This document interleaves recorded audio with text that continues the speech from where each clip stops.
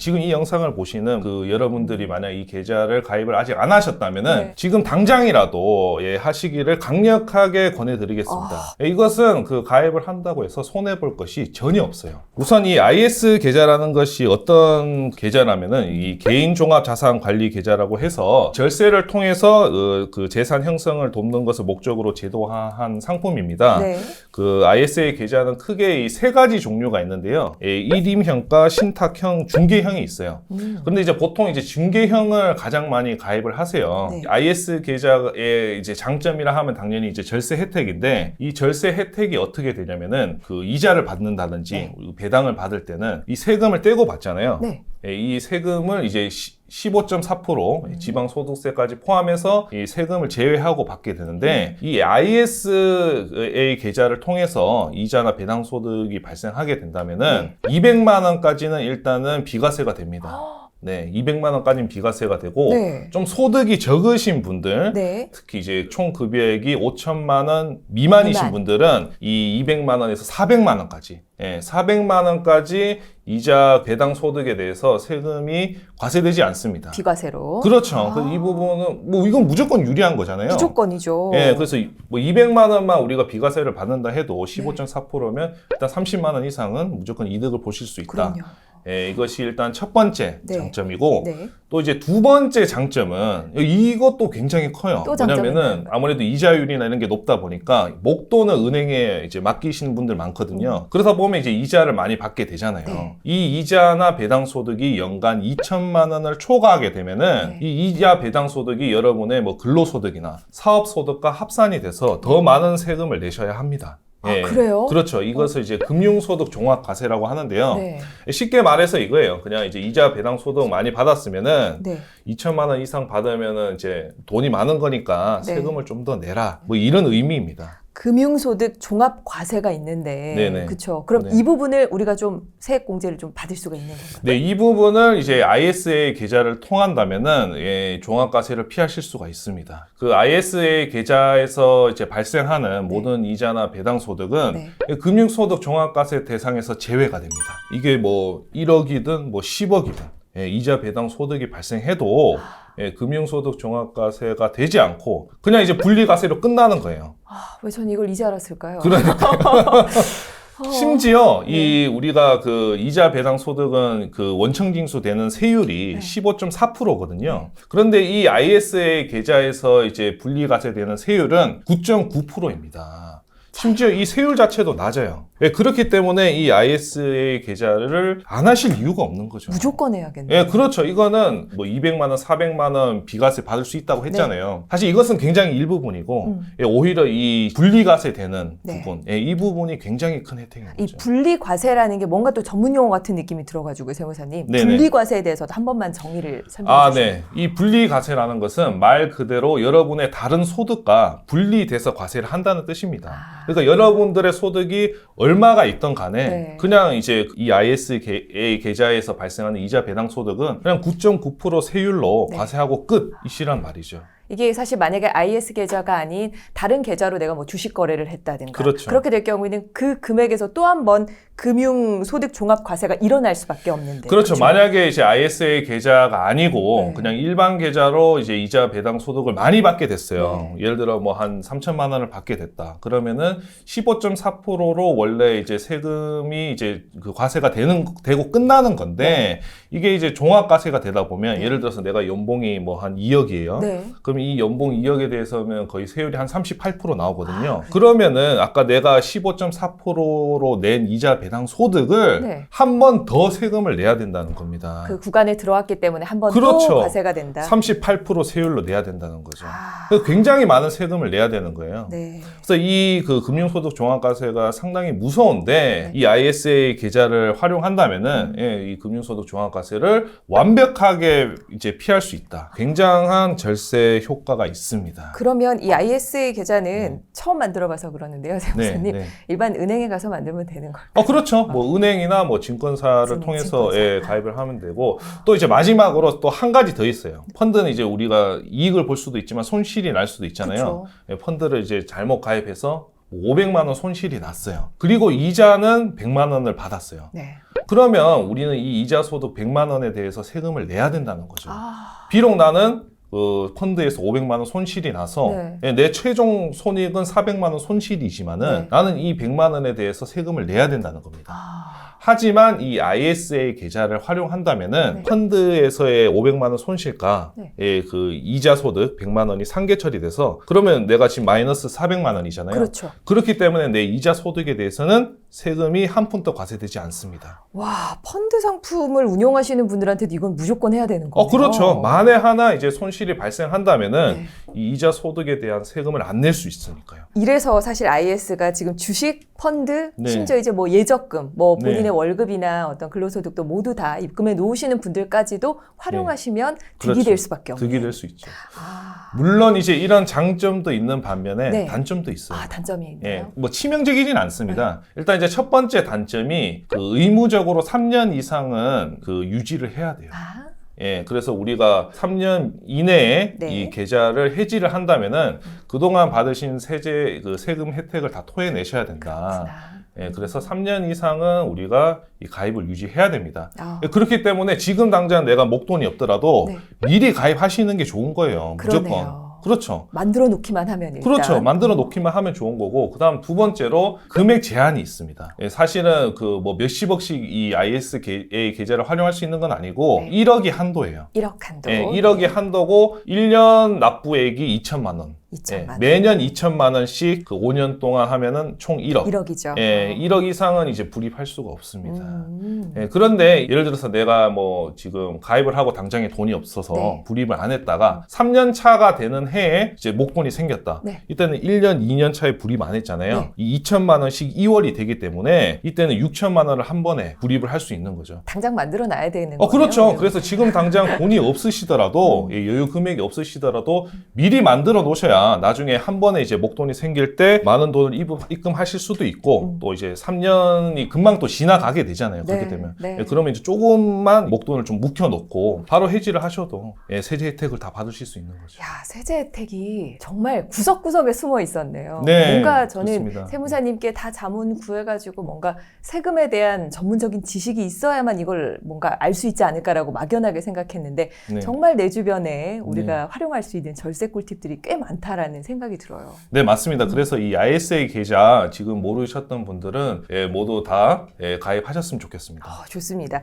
사실 올해 발표된 세법 개정안에 대한 내용들을 좀 얘기해 그렇죠. 보고자 합니다. 네, 우리 네. 직장인들이 참고할 만한 내용들이 꽤 많이 있더라고요. 네, 맞습니다. 장기 대출 받아서 내 집 마련한 사람들의 이자 상환액 일부를 공제해 준다고요? 이게 무슨 말이죠? 쉽게 말해서 주택담보대출을 받아서 예, 주택을 이제 취득하시는 분들에게 지금 이자 부담이 크다 보니까 이 이자 부담한 금액 중 일부를 예, 소득 공제를 해주겠다는 것입니다. 당연히 이제 소득 공제를 받다 보면은 네. 예, 근로소득 이제 세금 많이 절세를 할 수 있겠죠. 예, 연말정산 때 환급액을 더 많이 돌려받으실 수 있는 겁니다. 이자로 낸 금액을. 그렇죠. 예, 이제 이 대상은 다주택자는 안 되고요. 네. 예, 당연히 이제 1주택자에 한해서만 적용이 되는 것이고 네. 이 공제 한도가 상환 기간이 이제 10년 이상인 장기 대출 하신 분에게만 이제 적용이 되는 거예요. 네. 예, 그래서 10년 이상이신 분들은 원래 이제 300만 원. 예, 그다음에 시효 5년 이상으로 상환을 하시는 분들에게는 고정 금리나 어떤 비거치식 여부에 따라서 500만 원에서 1,800만 원까지 이제 소득 공제가 됩니다. 연간. 예, 네. 그렇죠. 근데 이 이제 공제 한도를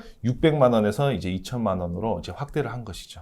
600만 원에서 최대 2천만 원까지 그렇죠. 공제를 받을 수 있다. 예, 공제를 이제 좀 더 많이 이제 해주겠다. 공제 한도가 이제 확대가 된 것이고, 그 다음에 이 주택이 모든 주택에 대해서는 또 해당되는 것은 아니에요. 너무 고가인 주택은 이자에 대해서 소득 공제가 되지 않습니다. 아. 예, 그래서 이 주택의 그 기준이 있는데, 네. 예, 이 기준 시가가 원래 이제 5억 이하까지만 이제 적용이 됐어요. 네. 그런데 이 취득하는 이제 주택의 가액이 5억에서 6억까지 6억까지. 확대가 된 것입니다. 이 기준은 이 매매가액이 아니고 네. 기준 시가입니다. 아. 네, 기준 시가. 그래서 여러분들이 실제로 취득하시는 금액보다는 더 낮아요. 기준 시가가. 예, 매매가로 따지자면 한 10억 이하면은 이자 상황에 대해서 예, 소득 공제를 받으실 수 있을 겁니다. 맞아요. 시가랑 기준 시가는 다르잖아요. 그렇죠. 기준 시가는 어떻게 보면은 은행에서 정하는 그 이 주택에 대한 어떤 네. 금액이라고 가치 금액이라고 보면 될까요? 은행에서 정하는 건 아니고요. 이것은 이제 국토교통부에서 정하는 건데 약간 좀 헷갈려 하시는 분들이 많으세요. 네. 기준 시가가 뭐냐면은 쉽게 말해서 어떤 우리가 세금을 과세하는 금액의 기준이 되는 것입니다. 이 주택에 대해서 우리가 재산세라든지 네. 종부세라든지 이런 세금을 과세를 하게 되는데 실제 시가대로 과세를 하면 세금이 너무 많이 나오게 돼요. 맞아요. 그렇기 때문에 이 세금 부담을 좀 줄여주기 위해서 실제로 이 과세를 할 때는 네. 우리 실제 매매 사례가액이 아니라 이 기준 시가라는 시가를 새로 도입을 해가지고 네. 그래서 좀 더 낮은 시가로 세금을 과세하는 것이죠. 맞아요. 그것도 한도가 사실은 기준 시가가 기준이 6억으로 한도가 확대가 됐다는 거는 아마 대부분의 또 집 한 채, 내 집 한 그렇죠. 채를 마련하신 너무 고가의 주택을 마련하시지 않으신 분이라면 네. 대부분 또 해당이 되지 않을까라는 네, 생각이 맞습니다. 듭니다. 와, 네. 이렇게 2023 세법 개정안이 어떻게 보면은 좀 절세할 수 있는 이런 방안으로 우리가 좀 활용을 할 수가 있겠네요. 네네. 이자 상환액 일부를 공제해주는 제도 외에도 또 뭔가 개정안, 바뀐 제도들이 있을까요? 네, 또 이제 연말정산에서 여러분들이 또 혜택을 많이 보실 수 있게 네. 또 세제 혜택이 확대된 것이 또 한 세 가지 정도 더 있습니다. 첫 번째는 이제 그 출산 보육수당 비과세 한도 상향이라고 해서 여러분들이 이제 회사에 받을 때 모든 월급이 전부 다 과세되는 것은 아니고 이 비과세되는 항목이 좀 있어요. 교통비라든지 그 다음에 출산 보육수당이 있는데 이 출산 보육수당이 이제 원래 월 10만 원을 한도로 해서 비과세가 됐는데 네. 10만 원에서 20만 원으로 이제 한도가 상향이 되었고요. 네.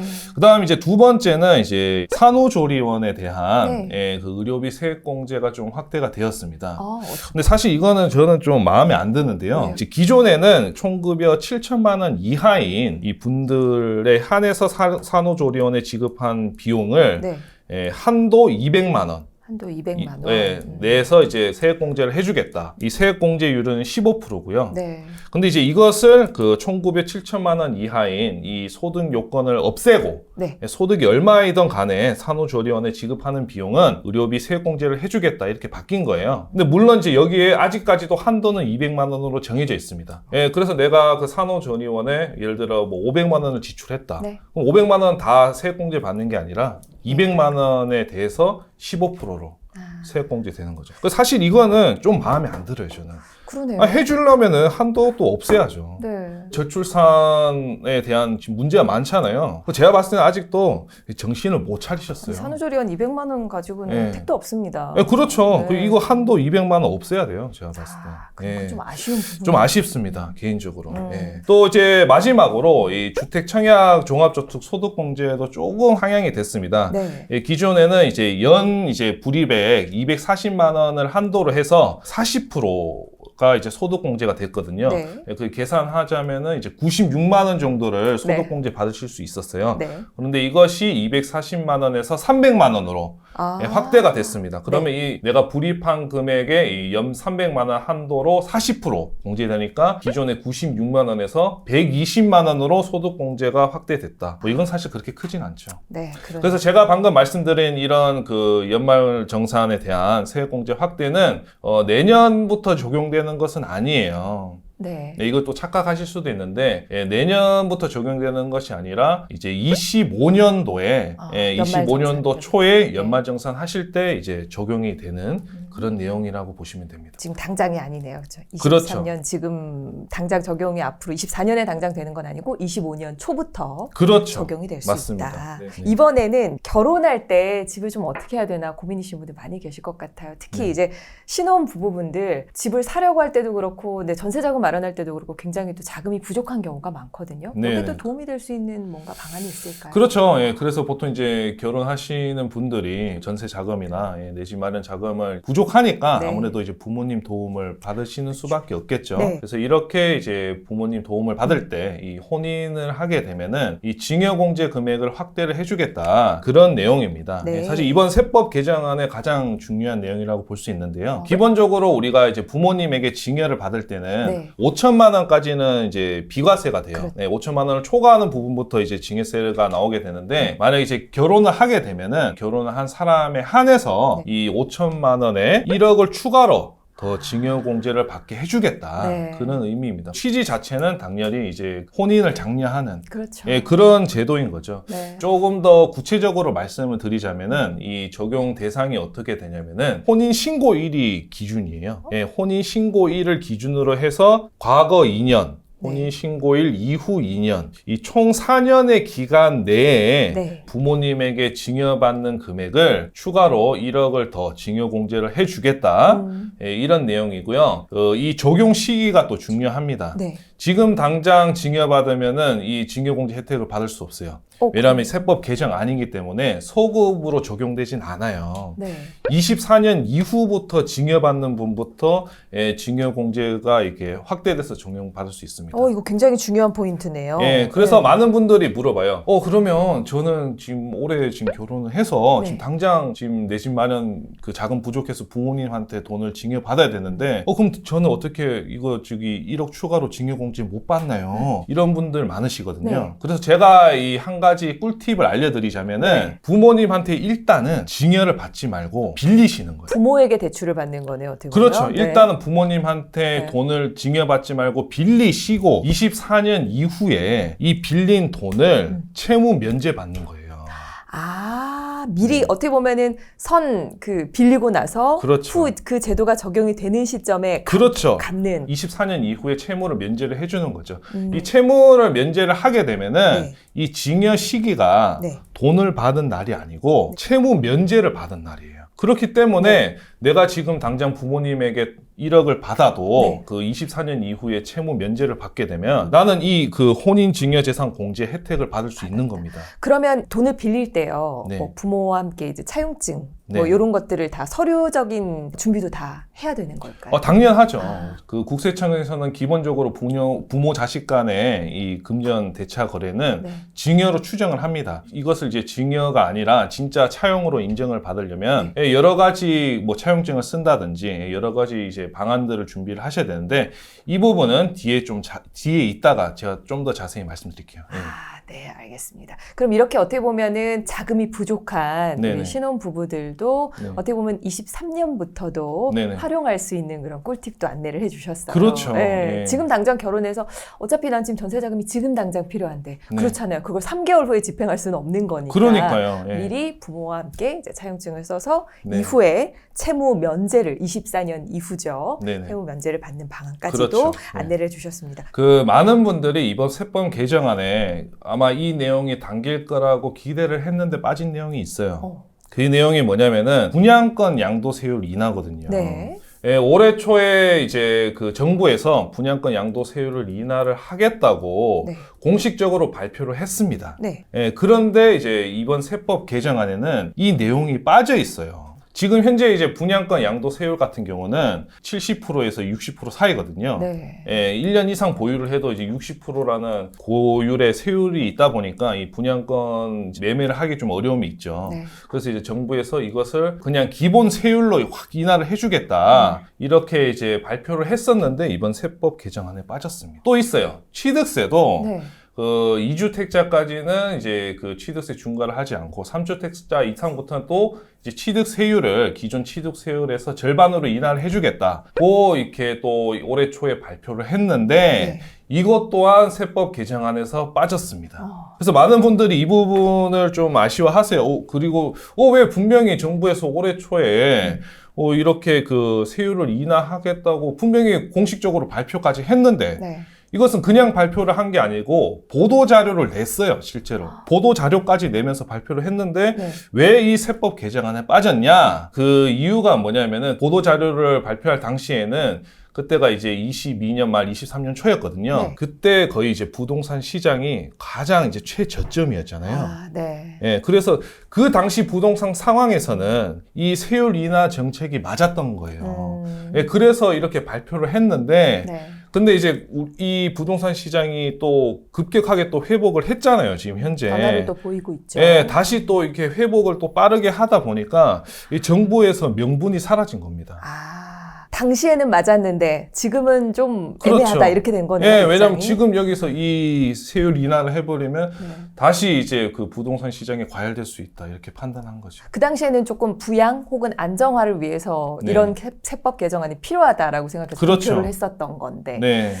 막상 또 지금 2023년 이제 하반기가 이제 지나는 시점이 되고 보니까 네. 약간 애매해졌다. 그렇죠. 예. 예, 지금 현재 부동산 시장에서 이것을 발표하기 좀 애매해졌다는 거죠. 그래서 아마 이제 앞으로 만약에 또 부동산 시장이 좀 하락을 한다면은 네. 뭐 또 내년에는 다시 이 내용이 또 세법 개정안에 담길 수도 있습니다. 조금 지켜봐야 되는 그렇습니다. 상황이네요. 하루에 1,000만 원 이상 입금을 하거나 출금을 하게 되면 네. 자칫하면 이것이 뭐 그 세금 폭탄이라든지 여러 가지 조사를 받으실 수가 있어요. 제가 말씀드리는 이 현금 이출금이라는 것은 네. 종이 현금입니다. 예, 계좌이체가 계좌이체가 아니고요. 예, 종이 현금인데 네. 이 현금을 이제 하루 1,000만 원 이상 입금하거나 출금을 하게 되면 자동으로 그 은행에서 금융정보분석원이라는 기관에다가 입출금 내역을 보고를 하도록 되어 있습니다. 네. 이것을 이제 고액 현금 거래 보고라고 하고요. 네. 그래서 이렇게 금융정보분석원에 이 보고가 된 현금 거래 자료들을 네.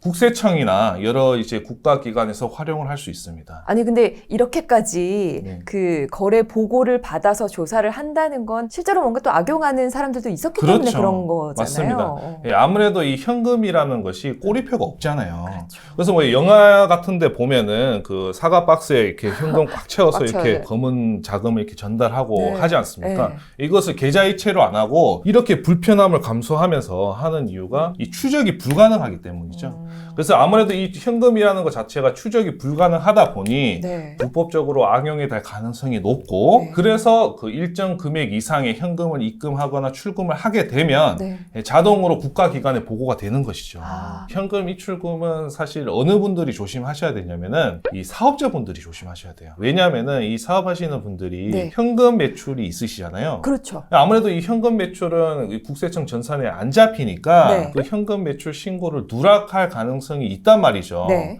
뭐 이것이 뭐 자이든 타이든 누락을 할 수가 있어요. 그런데 이 이제 현금 입출금 내역이 국세청에 이제 통보가 된다면은 국세청은 아무래도 이 이제 사업자를 네. 현금 매출 누락을 했겠거니 하고 이렇게 세무조사를 받을 가능성이 높아진다. 예, 이렇게 보시면 되겠습니다. 그렇군요. 아무래도 사업하시는 분들 같은 경우는 뭐 1,000만 원 단위의 뭐 현금도 어떻게 네. 보면은 잘 융통을 하고 또 필요하신 경우가 많이 있으실 테니까요. 그렇죠. 그렇죠. 그래서 그 사업하시는 분들이 예를 들어 현금 영수증을 발행을 했다면 모르겠지만은 현금 영수증 또 발행 안 했는 연에 뭐 몇 억씩 이렇게 입금이 된다면 이건 도대체 현금이 어디서 난 거냐? 누가 봐도 현금 매출 누락이라고 추정을 할 수 있잖아요. 그렇기 때문에 이제 이런 현금 입금액이 많아지게 되면은 국세청에서 세무조사를 나올 수 있게 되는 겁니다. 그렇군요. 네. 그러면 네. 이게 그냥 출금을 해서 네. 집에 두고 싶으신 분들도 있으실 수 있잖아요. 있죠. 만약에. 네. 예. 그러실 경우에는 그러면 이거는 뭔가 꼬리표가 달리지 않을까요?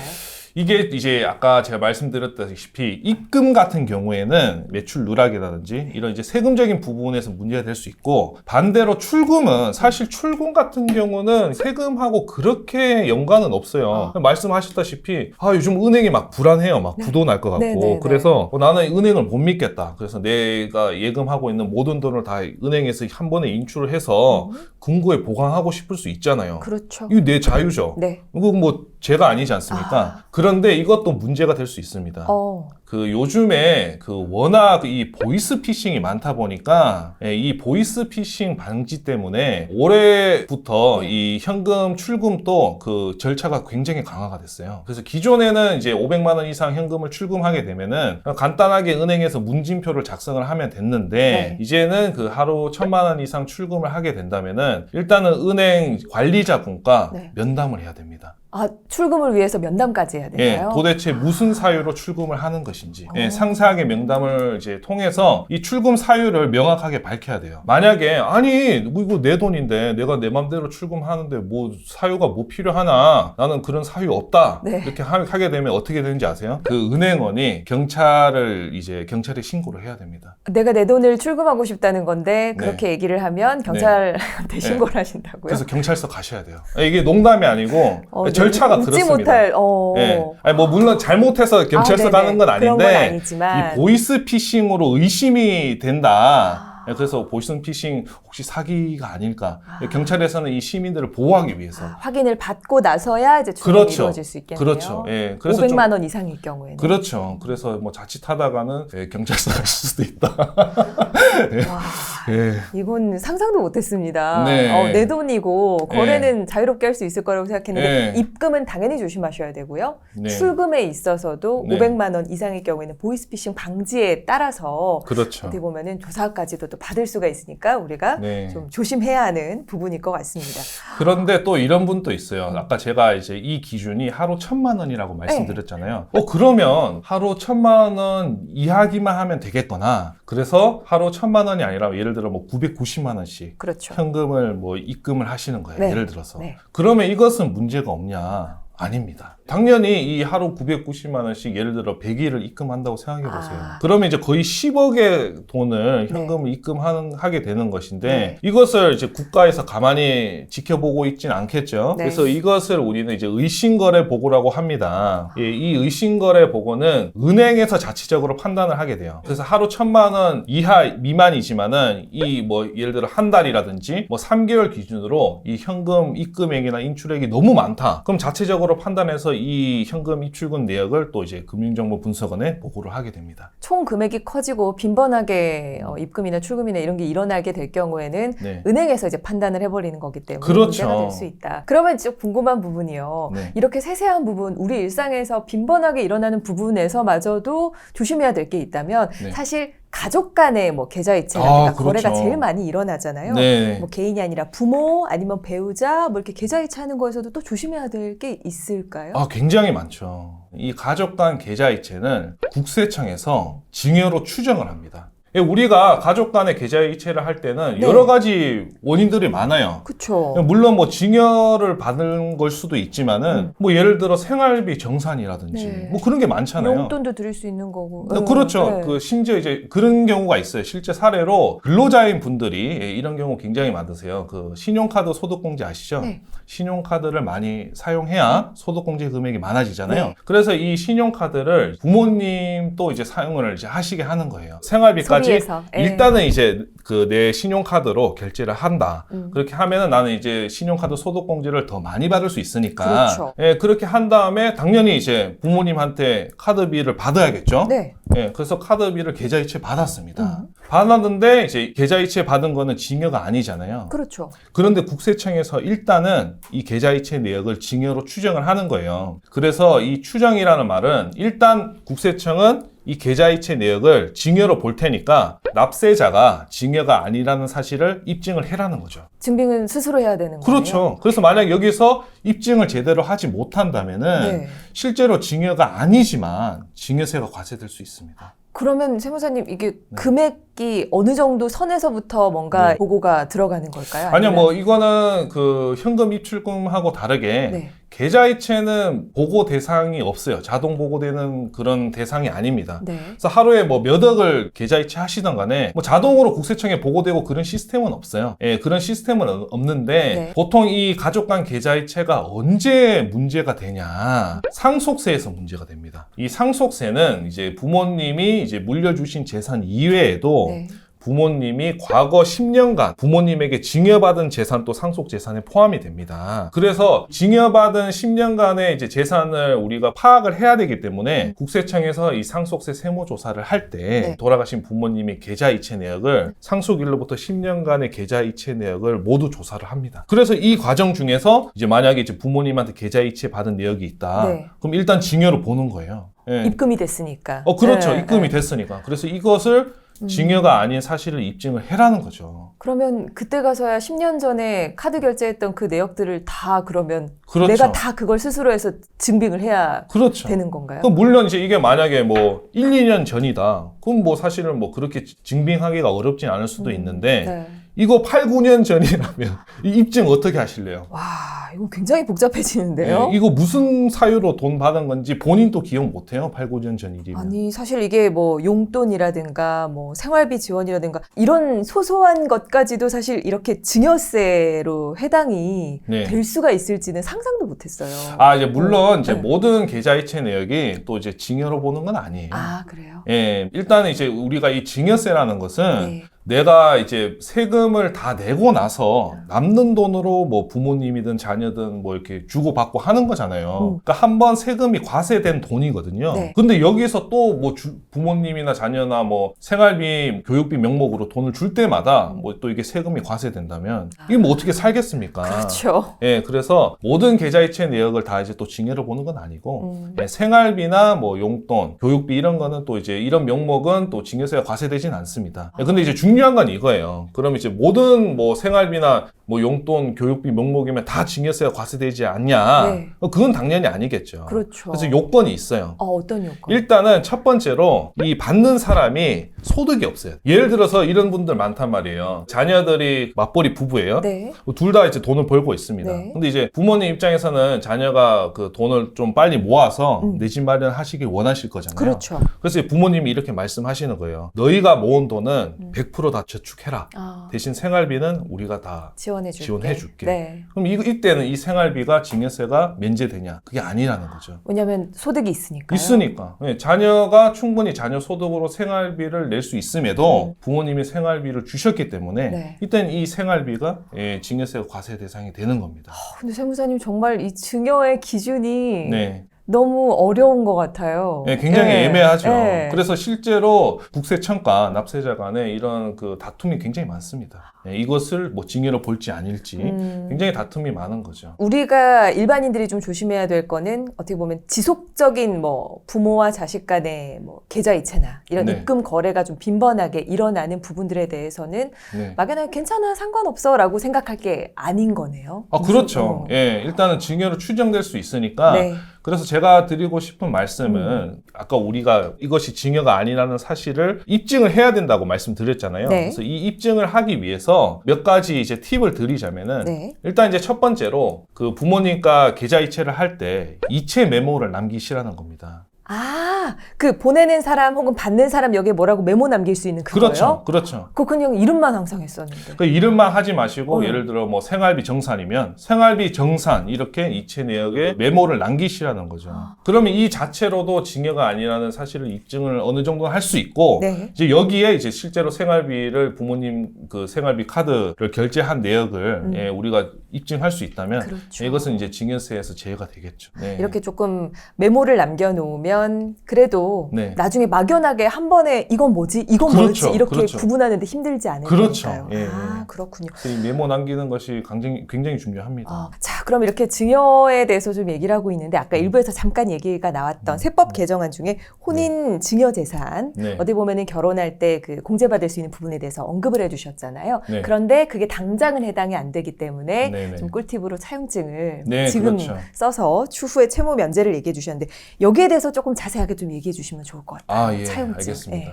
또 이 차용증 또 많은 분들이 또 관심을 갖는 이 주제입니다. 왜냐하면 이 차용증을 잘 활용을 한다면은 네. 예, 증여세를 굉장히 많이 절세를 할 수 있어요. 이 차용증을 이제 활용하는 방법 중에 이제 첫 번째는 무이자 차용증입니다. 무이자 차용증. 예, 보통 그 많은 분들이 차용증을 작성을 하면 당연히 이자를 지급해야 되는 것이 아니냐 네. 이렇게 생각하시는 분들이 많으세요. 실제로 세법에서도 그 부모 자식 간의 금전을 대차를 하게 되면은 그 4.6% 이자율로 예, 이자를 받아야 된다 그 명시를 하고 있습니다. 예, 하지만 이 4.6% 이자율을 꼭 지급해야 되는 것은 아니에요. 왜 그러냐면은 이 우리가 그 실제 빌리는 돈에서 이 4.6%를 곱한 이 이자 금액이 나올 거잖아요. 네. 이 이자 금액이 연 1,000만 원 미만이면은 네. 지급하지 않아도 됩니다. 아, 부모 자식 간에는요? 그렇죠. 아니, 부모 자식 간에는. 예, 예. 그래서 이 금액이 대략 한 2억 1,700만 원 정도 돼요. 네. 2억 1,700만 원에 4.6% 곱하면 한 996만 원 정도 나오거든요. 네, 1,000만 원 미만이네요. 네, 그렇죠. 네. 그래서 보통 이제 부모님과 차용증을 활용을 할 때는 가급적 이제 2억 1,700만 원 이하로 네. 차용을 하시고 이때는 이제 이자 없이 무이자로 차용하시는 것이 좋습니다. 왜 무이자가 좋냐면은 네. 일단 이제 부모 자식 간에 이제 차용증 작성하고 이자를 이제 부모님에게 지급을 하게 되잖아요. 네. 그럼 부모님은 반대로 이자 소득세가 생기죠. 아, 그렇죠. 그럼 이자 소득세가 생기면 세금을 내야겠죠. 내셔야 되잖아요. 이 세금이 25%예요. 굉장히 높죠. 네. 예, 그래서 사실 증여세를 절세를 하려고 차용증을 활용을 했는데 오히려 이자 소득세가 나중에 보면 더 나올 수 있는 그런 상황이 생길 수 있습니다. 그래서 가급적 이 차용증을 2억 1,700만 원 이하로 하시는 게 좋아요. 그렇게 해서 이제 무이자로 차용을 하게 된다면은 당연히 이제 뭐 부모님은 이제 이자를 받는 것이 없으니까 이제 뭐 이자 소득세 문제도 없을 것이고 그렇죠. 그 대신에 그 이자를 지급하는 대신에 부모님에게 원금을 매달 이제 상환을 하셔야 돼요. 네, 왜냐면은 이 우리가 차용증 하나만으로는 네. 부모님에게 그 돈을 징여받는 것이 아니라는 사실을 입증하기에는 좀 부족해요. 그렇죠.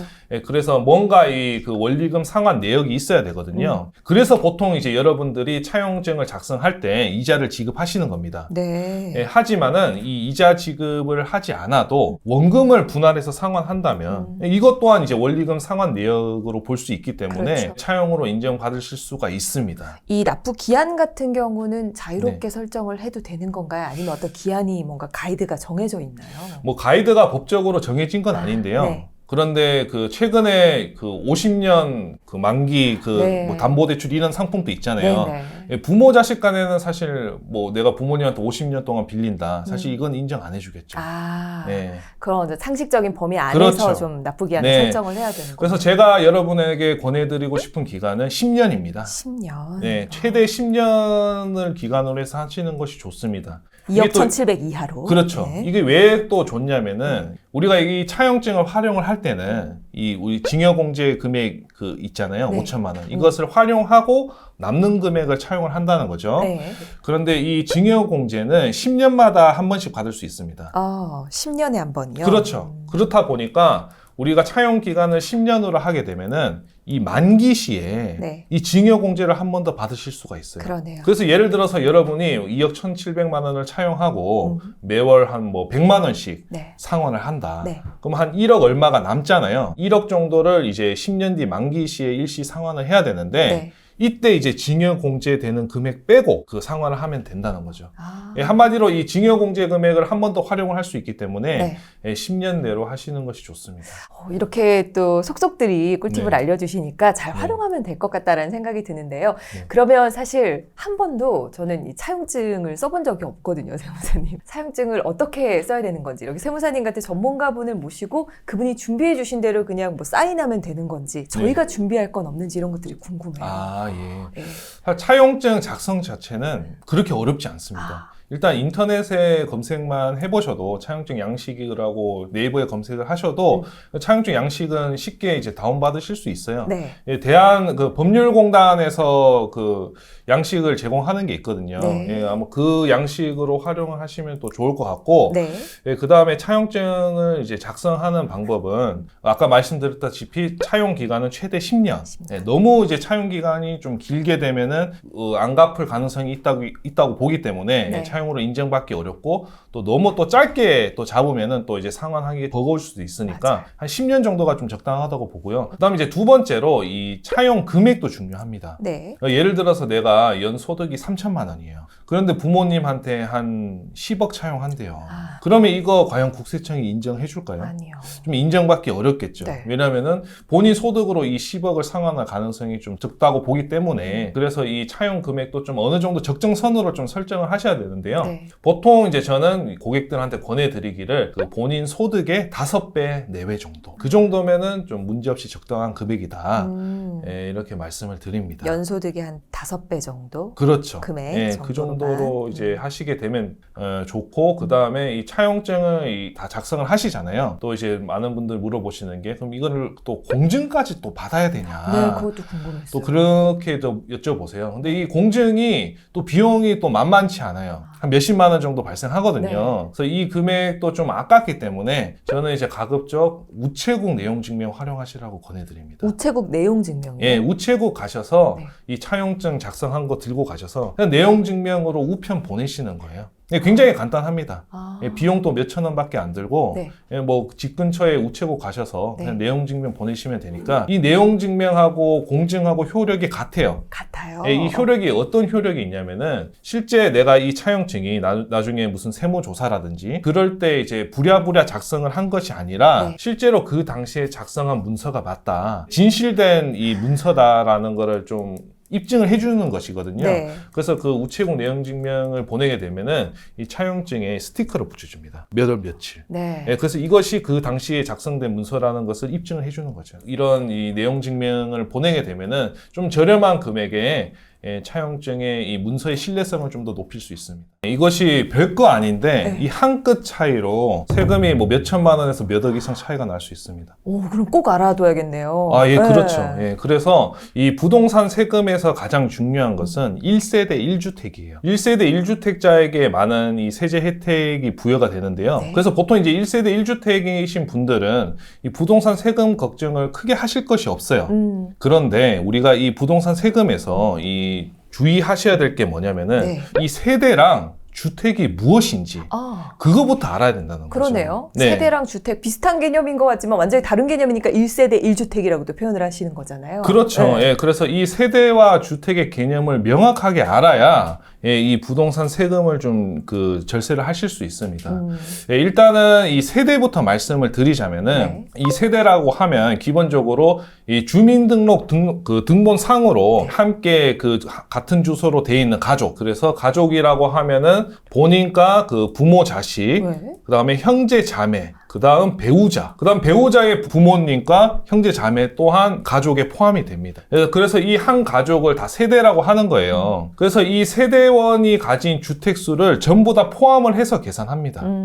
그래서 예를 들어서 내가 형과 같이 이제 전입 신고가 되어 있어요. 네. 그래서 형이 1주택자예요. 네. 그럼 내가 이번에 나는 무주택에서 1주택을 취득을 하잖아요. 네. 그럼 나는 1세대 1주택이 아니에요. 왜냐하면 형이 주택이 있잖아요. 그러네요. 동일 세대니까. 네. 그래서 1세대 2주택인. 2주택.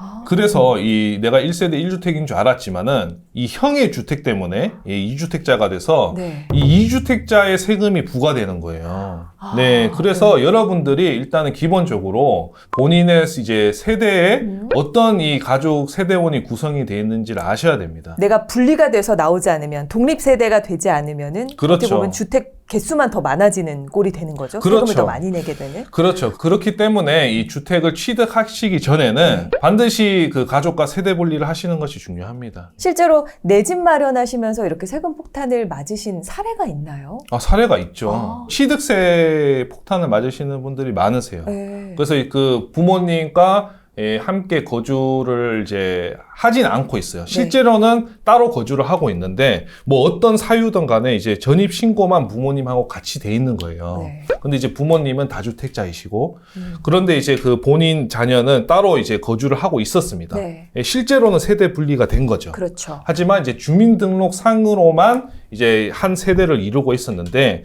그래서 이분이 그 이제 내 집을 마련을 최초로 하셨어요. 네. 본인은 당연히 이제 독립 세대이고 그렇죠. 처음으로 1주택 취득하는 거니까 취득세가 얼마 안 나올 거라고 생각을 했는데 이것이 그 주민등록상으로 부모님과 같은 세대로 되어 있어서 다주택자 취득세를 내신 분이 계세요. 나는 첫 집을 마련했을 뿐인데 어떻게 보면 네. 다주택자의 세금을 그대로 내신 네. 거네요. 여기서 이제 중요한 핵심은 네. 실제로 따로 살았지만 그렇게 세금이 나왔다는 겁니다. 아니 실제적으로도 따로 살았는데 네. 주민등록상의 그 문서상에 그렇죠. 존재하는 것 때문에요. 네, 그렇죠. 신고를 따로 안 했기 때문에. 그렇죠.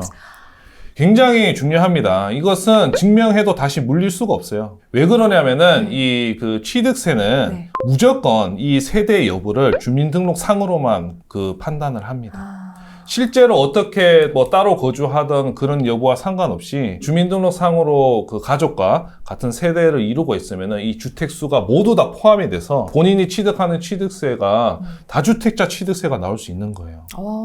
그래서 네. 무조건 주택을 취득하시기 전에는 모든 가족과 세대 분리 하시는 것이 가장 중요합니다. 첫 번째 스텝이요. 무조건 무조건. 세대 분리, 1세대 1주택 이걸 잊지 말고 세대 분리. 무조건 세대 분리 하셔야 됩니다.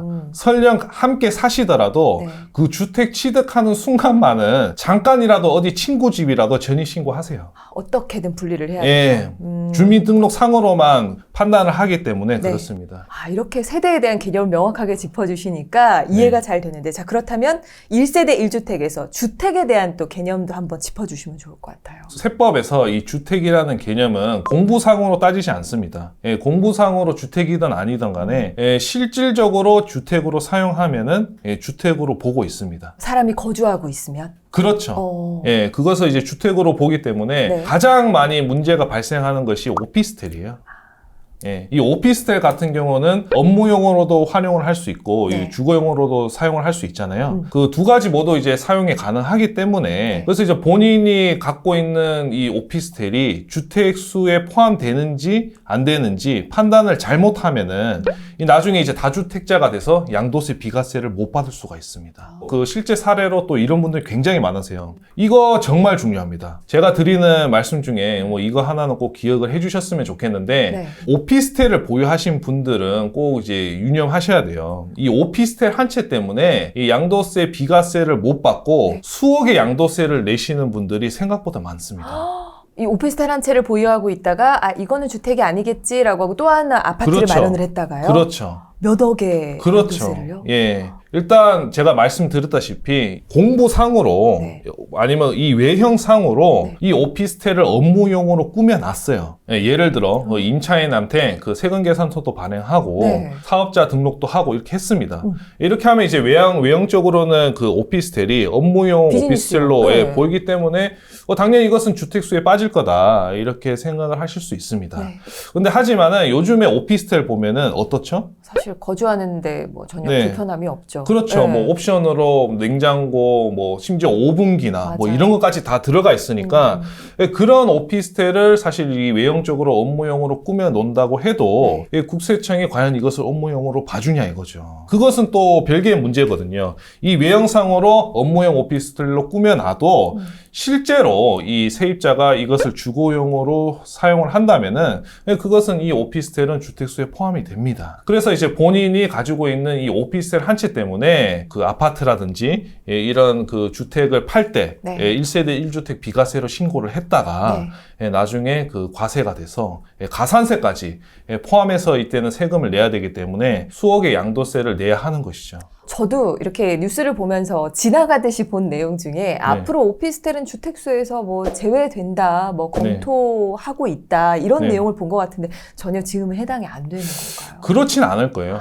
왜 그러냐면은 오피스텔이 주택에 포함되는 것이 유리할 수도 있어요. 오피스텔 한 채만 예를 들어 보유를 한다면은 이 오피스텔을 주택으로 본다면 이 오피스텔 1세대 1주택 비과세 받을 수 있잖아요. 아, 또 그런 혜택도 있으니까. 그렇죠. 예, 그런 혜택도 있기 때문에 이것을 주택수에서 제외하는 것은 사실상 불가능합니다. 그렇군요. 그러면 정말 우리가 기억해야겠네요. 1세대 1주택. 세대수는 등본상. 그렇죠? 네, 그렇고 또 이 오피스텔은 우리가 외관상이 아니라 실제 사용 유무에 따라서 주택수 포함 여부가 결정된다. 그래서 이 세무서에서 그러면은 아니 그 외형상으로 그 업무용 오피스텔을 꾸며놨는데 어떻게 그러면 세무서에서 이것을 주거용으로 사용했다는 걸 입증을 하냐? 또 이걸 또 궁금해하시는 분들 많으세요. 이거 어떻게 입증할 것 같으세요, 세무서에서? 글쎄요. 아니 출장을 나와서 봐도 검증을 해도 분명히 누가 봐도 업무용인 게 티가 나잖아요. 어떻게 입증을 하죠? 이것은 그 세무서에서 실사를 가지 않아도 주거용으로 사용했다는 사실을 입증할 수 있습니다. 어떻게 입증을 할 수 있냐면은 이 가스 요금하고 수도 요금만 보면 알 수 있어요. 아무래도 이 오피스텔을 업무용으로 활용을 하면 가스비나 뭐 수도 요금이 많이 안 나오겠죠. 이 주거용하고 업무용하고 사용을 했을 때 이 가스 요금하고 수도 요금 차이가 확연하게 많이 나오거든요. 그렇죠. 그래서 이 수도 요금, 가스 요금 그만으로 이 업무용 오피스텔을 주거용으로 과세를 할 수 있습니다. 이 공과금에 대해서 그렇죠. 이 부분을 면밀하게 파악을 해서 파악을 합니다. 이 정도면 주거용으로 사용을 했다고 볼 수 있다라고 판단을 한다는 거죠. 이거 한번 과세를 하면은 양도세 수억 원 추징해요. 이게 몇 천만 원이 아니라 진짜 한 5, 6억 나옵니다. 예, 그렇기 때문에 최근에 국세청에서 이 진짜 눈을 켜고 이 오피스텔 갖고 있는데 양도세, 비과세 신고한 사람들 전수조사하고 있습니다. 와, 예. 이건 정말 이게 별거 아닌 것 같지만 여러분 나도 모르게 수억의 세금을 내가 토해내야 될 수도 있는 거니까요. 아, 그렇죠. 예. 예, 그래서 제가 꼭 부탁을 드리고 싶습니다. 이 오피스텔을 보유하신 분들이 다른 주택을 이제 1세대 1주택 비과세로 이제 그 팔고 싶으시다. 그러면 꼭 검토를 받으시길 권해드리겠습니다. 아, 좋습니다. 자, 이렇게 우리가 부동산 투자를 할 때 꼭 알아야 될 부분을 짚고 넘어가고 있는데요. 네. 여기서 우리가 또 체크해야 될 거는 이제 결혼할 때 보통 또 집을 마련하시면서 신혼부부가 가장 많이 고민하는 게 있어요. 단독명의냐, 공동명의냐 이 부분을 많이 고민하시는데 네. 여기서 관건은 절세를 어느 쪽이 더 할 수 있느냐 이게 네네. 고민될 것 같아요. 이것은 뭐 명확하게 말씀드릴 수 있습니다. 공동명의가 100% 유리합니다. 공동명의. 예. 왜 그러냐면은 일단 뭐 취득세는 사실 동일하고요. 예, 양도세부터 이 절세 효과가 발생합니다. 예, 기본적으로 양도세도 본인이 갖고 있는 양도 소득에 대해서 이제 세금을 내게 되는데 네. 그 양도세도 그 양도 소득에 따라서 양도 소득이 높아질수록 이 세율이 높아지거든요. 네. 그런데 예를 들어서 나 혼자서 이 양도 차익이 이제 3억이 발생한 양도세를 이제 내게 된다면은 뭐 당연히 양도세가 많이 나오겠죠. 네. 하지만 부동산이 예를 들어 공동명의였다. 네. 그럼 이 양도 차익 3억이 1억 5천씩 안분이 되다 보니까 이 3억보다 더 낮은 세율이 적용되는 것이죠. 네, 그렇다 보니 당연히 양도세가 공동명의가 훨씬 더 적게 나오게 되는 것이죠. 아, 그렇죠. 아무래도 큰 금액에서 이게 어떻게 보면 세금이 매겨지는 것보다 분산이 되다 보니까 당연하죠. 거기에서 퍼센테이지가 나올 때 네. 어떻게 보면 똘똘한 내 집 한 채로 결혼하시면서는 무조건 일단 공동명의로 하시는 게 나중에 네. 절세 효과 누릴 수 있는 방법이겠네요. 네, 또 그런 그 양도세 절세 효과도 있고 이 보유세도 어느 정도 절세 효과가 있습니다. 보유세도요. 재산세는 단독명의, 공동명의 똑같은데 이 종부세가 좀 차이가 날 수 있어요.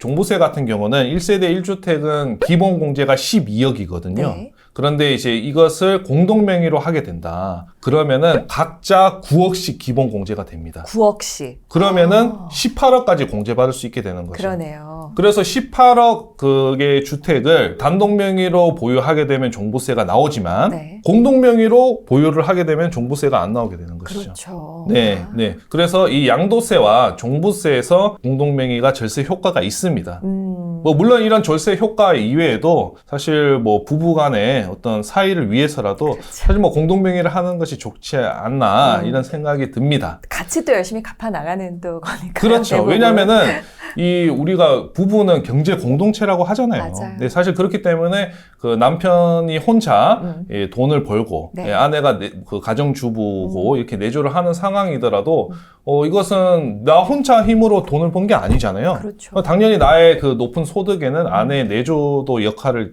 어느 정도는 상당히 많이 기여를 했기 때문에 공동명의를 하는 것이 좋다고 생각을 합니다만, 네. 합니다만 뭐죠? 세무서에서는 예, 국세청에서는 이를 어느 정도 좀 제한을 하고 있습니다. 공동명의를 하게 되면은 이 증여세 문제가 발생할 수 있어요. 증여세요? 네. 왜요? 공동명의와 증여세 무슨 관련이? 일단은 이 부부 간에는 네. 이 증여 공제가 10년간 6억까지는 이제 증여세가 나오지 않습니다. 네. 예, 그런데 이 6억을 초과를 하면 당연히 이제 증여세가 나오겠죠. 예를 들어서 이 남편이 이제 고소득자고 아내가 가정주부예요. 네. 그래서 남편이 이제 20억의 이제 자산이 있어요. 네. 이 자산으로 이제 그 20억 부동산을 이제 취득을 합니다. 예, 아내와 10억씩 공동명의로 취득을 하게 되면은 남편은 뭐 당연히 세금 문제가 없죠. 본인이 번 돈으로 취득했으니까. 그렇죠. 하지만 이 아내 같은 경우는 남편이 이 10억을 증여를 해서 예, 이 증여받는 돈으로 취득을 한 것이기 때문에 예, 6억을 초과한 부분에서는 이 증여세가 나오게 되는 것이에요. 왜냐면 아내는 근로소득이나 이런 네. 걸 본인이 벌어서 한 것이 아니라 그렇죠. 남편의 돈으로 어떻게 보면 한 거기 때문에 그렇죠. 증여세의 일종으로 어떻게 보면 매겨지는 거죠. 그렇죠. 근데 이게 사실은 굉장히 불공평한 거거든요. 네. 왜냐면 아내가 본인 이제 국세청에 신고된 소득이 없다 뿐이지 그렇죠. 실질적으로는 이 남편의 소득에 기여를 했잖아요. 그럼요. 예, 그렇기 때문에 남편의 소득에 어느 정도는 좀 인정을 해줘야 되는데 이 세법에서는 이것을 전혀 인정해주지 않습니다. 그래서 많은 분들이 이 얘기를 하면은 굉장히 화를 많이 내세요. 그러네요. 화가 네, 나네요. 이게 너무 불공평하지 않냐. 네. 왜냐면 우리가 이혼을 할 때도 이 재산 분할 다 인정해 주잖아요. 그렇죠. 예, 아내의 기여분까지 다 인정해 주거든요. 네. 하지만 우리 세법에서는 이것을 징여공제 6억으로 제한하고 있다는 거죠. 아니 징여공제 6억을 좀 확대라도 해주던가. 이 징여공제 6억이 거의 이제 한 20년 다 돼갑니다. 더 이상 뭔가 확대가 안 되고 계속 거기에 머물러 있나요? 그러니까요. 지금 물가 상승률로 치면은 네. 말도 안 되는 거예요, 이거. 네, 최소한 이제 한 10억 이상으로 상향을 해야 맞다고 생각하는데, 바꿀 기미는 없을까요, 지금? 아직까지는 뭐 언급도 안 나오고 있습니다. 예, 그래서 이 부분을 좀 많은 국민분들이 좀 함께 공유를 해서 그 언론에서 많이 다뤄줬으면 하네요. 한 목소리로 또 얘기를 해야, 그쵸? 네, 그렇습니다. 개정안이 나올 수도 있는 거니까요. 네네. 알겠습니다. 또 이런 치명적인 또 약점이 숨어 있는 줄은 몰랐어요. 그렇죠. 요즘에 부동산 자금 출처 조사가 네네. 그렇게 많이 또 이루어지고 있다라고 하더라고요. 네네네. 이 조사가 그렇게 많이 이루어진다는 거 이게 뭔가 이 나라에서 뭔가 네. 유심히 보고 있다는 그렇죠. 그런 생각이 많이 그렇죠. 드는데 이게 실제로 빈번히 조사가 이루어지고 있나요? 최근에 굉장히 많이 나오고 있습니다. 아마 뉴스 보셨을 거예요. 올해 세수 펑크 40조 이상이라고. 네. 아무래도 이제 법인들, 뭐 네. 삼성전자라든지 이익이 좀 감소하다 보니까 법인세가 많이 줄었어요. 그렇게 되다 보니 이 세수가 많이 줄어서 국세청 입장에서는 이 세수가 좀 줄었으니 다른 곳에서 확보를 해야 되잖아요. 그렇죠. 그 확보하는 곳 중 하나가 이 자금 출처 조사입니다. 예, 그래서 최근에 굉장히 많이 나오고 있는데 주요 대상이 20, 30대. 네? 예, 20, 30대 이제 주택 취득하시는 분들을 중점적으로 이제 자금 출처 조사가 나오고 있습니다. 20, 30대라고 하면 사실 첫 집 마련일 거거든요. 네네. 내 집 마련일 텐데 그들을 대상으로 더욱더 조사를 한다는 그렇죠. 얘기인가요? 그렇죠. 예. 그 연령이 높을수록 네. 좀 자금 출처 조사는 낮아질 수밖에 없어요. 반면에 연령이 어릴수록 이 자금 출처 조사 가능성이 높아질 수밖에 없습니다. 왜 그러냐면은 네. 아무래도 연령이 어리다 보면은 사회생활을 한 기간이 좀 한정이 돼 있잖아요. 그렇죠. 좀 짧죠. 네. 더 중장년층에 비해서는. 그렇죠. 네. 그렇다 보니까 어느 정도 본인이 번 소득이 제한이 돼 있는데 뭔가 이제 이런 어떤 고가의 부동산을 취득을 하게 됐다면은 무슨 돈으로 취득을 했냐 이거죠. 그렇기 때문에 이제 그 20, 30대 분들이 많이 나오게 되는 거고 네. 또 반대로 생각하면 또 이거예요. 예를 들어 이제 70대 분이 주택을 취득했어요. 네. 이분 사회생활 굉장히 오래 하셨겠죠? 그렇죠. 사회생활 한 기간도 거의 7, 80년, 90년 대란 거라는 거죠. 네. 이때 소득 뭐 신고된 거 어떻게 다 증명합니까? 그래서 이런 분들은 또 자금 출처 조사하는 게 또 현실적으로는 쉽지 않아요. 예, 그렇기 때문에 이 연령이 어릴수록 이 자금 출처 조사 대상자가 선정될 확률이 높습니다. 그리고 이 자금 출처 조사가 굉장히 무서운 점이 뭐냐면은 주택 한 채를 잘못 취득을 해서 네. 온 가족이 세무조사를 받을 수 있다는 겁니다. 내가 내 명의로 주택을 구입했는데 가족들까지요? 네네. 이 돈의 출처가 어디서 왔느냐를 조사하는 과정에서 그렇게 되는 건가요? 그렇죠. 예, 가령 예를 들어서 부모님에게 이제 주택 취득 자금을 증여세 신고 없이 조달을 했습니다. 해서 이제 그것으로 이제 주택을 취득했어요. 그럼 이제 국세청 입장에서는 그 국세청 전산이 있거든요. 네. 예, 이것을 이제 PCI 시스템이라고 하는데 네. 국세청에 신고된 뭐 소득, 네. 아니 뭐 증여소득, 뭐 증여세라든지 뭐 아니면 소득세라든지 이런 여러 가지 이제 소득들을 신고한 세금 신고한 내역과 취득한 자산을 비교를 해서 이 신고된 소득보다 취득된 자산이 많으면은 네. 당연히 이제 자금 출처 부족 금액이 나오겠죠. 네. 이 자금 출처 부족 금액이 큰 사람 위주로 이 자금 출처 조사가 나오게 되는데요. 네. 그렇게 해서 예를 들어 자금 출처 조사를 받았어요. 그러면은 이 자금 출처 조사 과정에서 이 자녀가 부모님의 그 도움을 받아서 부동산 취득한 사실이 나오겠죠. 그러면 국세청은 이 부모님까지 확대를 해서 그럼 부모님은 이 돈이 어디서 나왔냐로 또 자금 출처 조사를 확대할 수 있습니다. 예, 이 세무조사를 한번 받으신 분들은 아시겠지만은 굉장히 심적으로 힘듭니다. 그 내용 하나하나를 네. 다 입증을 해야 되기 때문에 이 심적 부담이 크거든요. 그래서 이 그 세무조사를 함부로 확대를 할 수 없는데 우리 상증세법 그 사무처리 규정에 나와 있어요. 배우자나 직계 존비속으로부터 그 자금을 증여를 받아서 그 자산을 취득을 한 혐의가 있다면은 이것은 이 배우자나 직계 존비속으로까지 확대된다. 조사를 확대할 수 있다. 이런 규정이 있습니다. 그래서 만약에 이제 부모님이 이 사업장을 운영하신다. 네. 그럼 부모님 사업장 세무조사까지 확대가 될 수가 있는 겁니다. 그래서 실제로 그 부모님의 의사이시고 네. 예, 자녀가 이제 그 부모님한테 증여를 받아서 네. 주택을 취득했다가 뭐 부모님 사업장까지 세무조사 확대된 경우가 종종 있습니다. 아, 조심해야 되는 부분이네요. 굉장히 네. 조심하셔야죠. 그래서 이 무주택자분들이 네. 이 부동산 절세를 이제 공부하실 때 가장 먼저 아셔야 될 게 뭐 취득세 이런 게 아니라 자금 출처 조사를 피할 수 있는지 네. 예, 그것을 이제 먼저 검토를 하는 것이 중요한 거예요. 네. 과연 이제 내가 국세청에 신고된 어떤 소득 대비 어느 정도의 금액의 주택을 취득하는 것이 안전한지 이것부터 먼저 검토를 하는 것이 부동산 절세의 가장 이제 첫 걸음이라 할 수 있겠죠. 아, 네. 이렇게 어떻게 보면 무주택자들이 내 집 마련을 할 때 조심해야 될 부분들에 대해서 또 증여와 관련된 부분들까지도 얘기를 해주셨는데요. 내가 정말 뭐 5억 정도의 아파트를 뭐 매수했다, 아니면 10억 정도의 서울 아파트를 매수했다라고 했을 때 네. 어느 정도의 세금을 좀 내게 되는지를 좀 러프하게 한번 계산해 보면 좋을 것 같아요. 네. 예전에는 사실 이걸 납세자분들이 계산하기가 좀 어려웠어요. 왜냐면 이 산식도 다 알아야 되고. 네. 근데 요즘에는 뭐 또 워낙 또 인터넷에 잘 돼 있다 보니까 구글에 부동산 계산기라고 검색을 하시면은 이 사이트가 나옵니다. 그래서 이 사이트에서 그 뭐 증여 상속세, 뭐 양도세, 보유세 모두 다 우리가 계산을 해보실 수가 있어요. 그러네요. 그래서 실제로 저도 네. 빨리 좀 계산을 해야 될 때 네. 저도 이 사이트를 활용하고 있습니다. 세무사님도 예. 가끔씩 활용을 하실 정도로. 네, 제가 검사는 해봤는데 네. 뭐 그 계산이 틀리지가 않더라고요. 그래서 일단은 이제 우리가 예를 들어서 이제 매매로 취득을 한다. 그러면은 이제 1주택자의 이제 또 생애 최초 좋아요. 구입, 네. 예, 이 또 생애 최초로 주택을 취득하시는 분들은 취득세가 200만 원 또 감면이 되거든요. 아, 그래요? 예, 그래서 요것도 클릭을 하시고 네. 그다음에 예를 들어서 뭐 5억이다. 네. 예, 5억이라고 하면은 이 취득가액, 뭐 시가 표준가액하고 취득가액하고 동일하게 이제 놓고 이게 계산을 하시면은 이제 1%가 나오는 거죠. 예, 그래서 여기에 500만 원이 나오는데 네. 생애 최초 취득세를 감면을 받게 되니 감면 받고 300만 원. 여기 이제 지방세율이 또 0.1% 붙습니다. 네. 뭐 그것까지 합하면은 한 뭐 330만 원 이렇게 나오는 거예요. 예를 들어서 좀 이제 가액을 좀 높여볼까요? 네. 뭐 10억이다. 네. 여기에 뭐 주택이냐 오피스텔이냐 평형대냐 이걸 다 설정할 수 있네요. 예, 그 다음에 이제 그 10억이라고 하면은 또 이제 이렇게 또 3%로 나오게 되는 거죠. 왜냐면 9억 이상이면 3%니까. 예, 여기서도 또 생애 최초 취득세를 감면 받게 되고, 네. 뭐 이렇게 취득세가 나오게 되는 겁니다.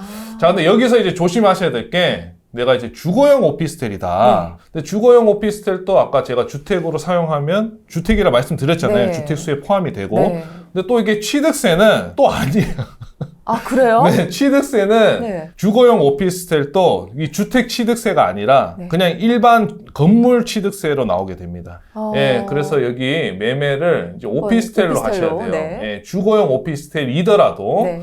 이 오피스텔로 하셔야 되고 네. 오피스텔로 하시면은 이 오피스텔은 주택수 상관없이 네. 누가 취득하든 4.6%예요. 취득세가. 그게 굉장히 높죠. 네. 예, 그래서 이 오피스텔 같은 경우는 이 무주택자가 취득하면 불리합니다. 무주택자는 그냥 주택 취득하면 1에서 3%인데 네. 오피스텔 취득하면 4.6%니까 반면에 다주택자는 유리하죠. 왜냐하면 다주택자는 최고 취득세율이 12%인데 네. 오피스텔 취득하면 4.6%니까요. 그래서 이 오피스텔은 다주택자분들이 취득하셔야 돼요.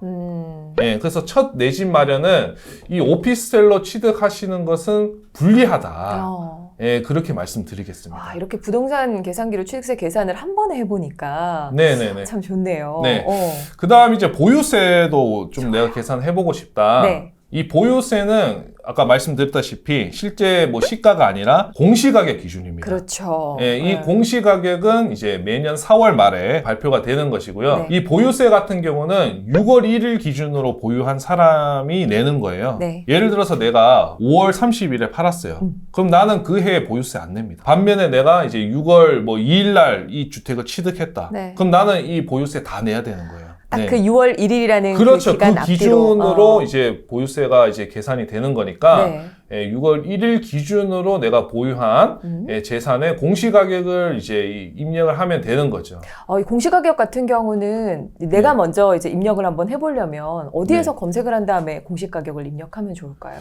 네, 공시가격은 부동산 공시가격 알림이라는 사이트가 있어요. 네. 그 사이트에 들어가셔서 네. 이 공동주택 공시가격을 클릭을 체크를 하시면은 네. 이 주소를 입력하시면은 조회를 하실 수 있습니다. 아, 그렇군요. 뭐 굉장히 쉽죠. 네. 네, 그렇게 공시 가격을 조회를 하셔서 네. 이 공시 가격을 입력을 하게 되면은 보유세도 나오게 됩니다. 네. 예, 보유세 같은 경우는 아까 제가 지금 10억을 입력을 했는데 아까 제가 말씀드렸다시피 종부세는 12억까지는 나오지 않잖아요. 네. 그래서 이런 경우는 이제 재산세만 나오게 되는 아. 거죠.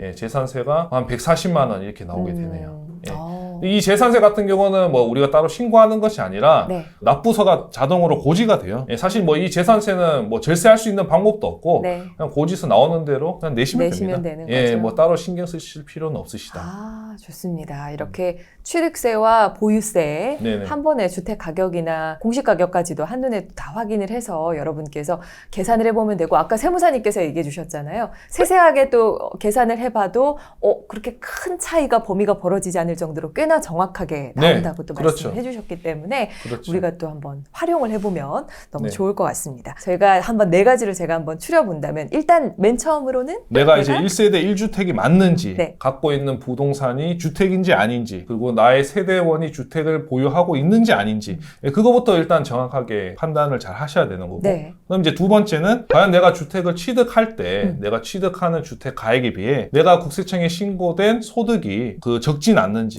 만약에 이제 적다면은 자금 출처 조사를 받을 수 있게 되니까 그렇게 되는 경우는 자금 출처 조사를 피할 수 있는 꿀팁을 한 가지만 더 알려드리자면은 네. 최대한 대출을 많이 받으세요. 네, 비록 내가 이 주택을 대출 없이 취득을 할 수 있더라도 네. 대출을 최대한 많이 받으셔야 이 자금 출처 조사 가능성을 피할 수 있습니다. 왜냐하면은 대출을 받은 금액은 이것은 금융기관에서 대출을 해준 것이니까 그렇죠. 자금 출처가 명확하게 입증이 되기 때문에 그만큼 이제 자금 출처 부족 금액이 낮아지게 되는 것이거든요. 네. 예, 그렇기 때문에 자금 출처 부족 금액이 좀 많으신 분들은 최대한 대출을 많이 받으시길 그렇게 권해드리겠습니다. 네. 그다음에 이제 이 취득세 같은 경우도 아까 제가 말씀드렸다시피 취득세는 실제 거주 여부랑 상관없이 그렇죠. 이 주민등록 등본상으로만 판단을 하기 때문에 반드시 주택을 취득하실 때는 꼭 그 취득 시점만이라도 꼭 가족과 세대 분리를 하시길 권해드리겠습니다. 네. 그리고 마지막으로 이제 보유세까지도 네네. 어떻게 하면 우리가 계산을 해볼 수 있는가까지 부동산 계산기를 통해서 쭉 한번 알려주셨습니다. 우리 공쌤은 또 전문가니까 이렇게 다 네. 알고 계시는 거지만 네. 일반인들 같은 경우는 부동산 뭐 세금 정보 주로 네. 어디에서 조금 찾아보는 게 좋을까요?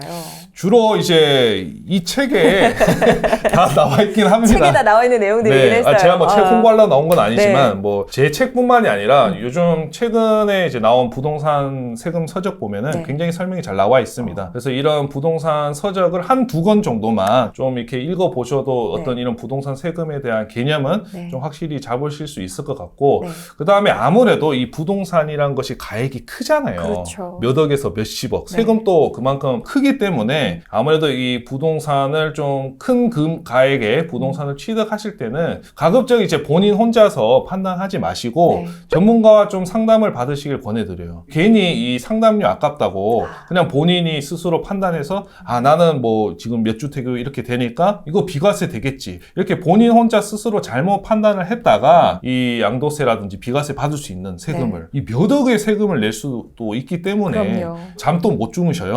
그럼요. 네, 그렇기 때문에 이런 어떤 상담료나 이런 걸 너무 아까워하지 마시고 좀 큰 가액의 부동산을 취득하실 때는 꼭 전문가에게 한 번 더 본인이 아는 사실이 맞는지 좀 자문을 하고 좀 확인을 하는 것이 중요하겠습니다. 오늘 영상을 보신 분들이 아무래도 많은 공부가 되셨을 것 같아요. 그리고 네. 실생활에 도움되는 내용들을 많이 말씀해 주셨는데 마지막으로 저희 월급쟁이 부자들 우리 시청자분들께 인사 네. 말씀 좀 나눠주시면 좋을 것 같습니다. 오늘 이제 여러분들에게 어쨌든 이 주어진 시간 안에 최대한 절세 방법을 많이 알려드렸는데요. 네. 사실은 제가 또 미처 또 전달하지 못한 좀 또 좋은 절세 꿀팁들이 또 있습니다. 네. 또 이런 이제 꿀팁들은 제 유튜브에 또 많이 담겨져 있으니 좀 제 유튜브 영상도 많이 좀 참고를 하시면은 네. 여러분 절세에 큰 도움 되실 겁니다. 네, 공쌤은 계속해서 꿀팁 정보를 네. 알려드리도록 하겠습니다. 네. 오늘 또 귀한 시간 내주셔서 네. 너무 감사드리고요. 네. 저희는 또 다음 시간에 또 좋은 내용으로 찾아오도록 하겠습니다. 감사합니다, 네, 세무사님. 감사합니다.